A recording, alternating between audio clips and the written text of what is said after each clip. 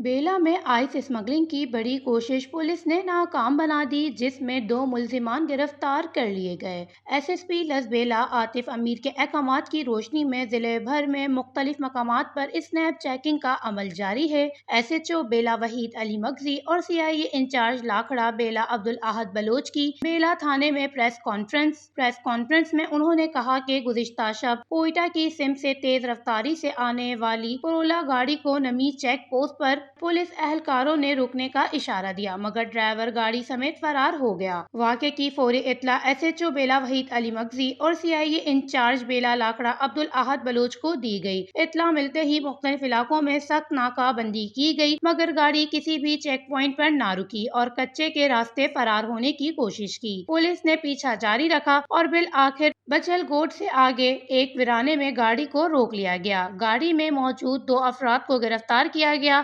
گرفتار افراد کی شناخت ڈرائیور نعمان جاوید ولد اختر اور اس کے ساتھی معاذ احمد ندیم ولد دوست محمد ساکنان کوئٹہ کے نام سے ہوئی۔ گاڑی کی تلاشی کے دوران ڈکی سے صندوق نما اسپیکر برآمد ہوا، جسے کھولنے پر اس کے اندر 10 تھیلیاں مہلک نشہ آور شیشہ برآمد ہوا۔ پولیس نے دونوں ملزمان کو حراست میں لیا اور تھانے بیلا میں منتقل کر دیا، جہاں ان کے خلاف سی این ایس اے ایکٹ کے تحت مقدمہ درج کیا گیا اور مزید تفتیش شروع کر دی گئی۔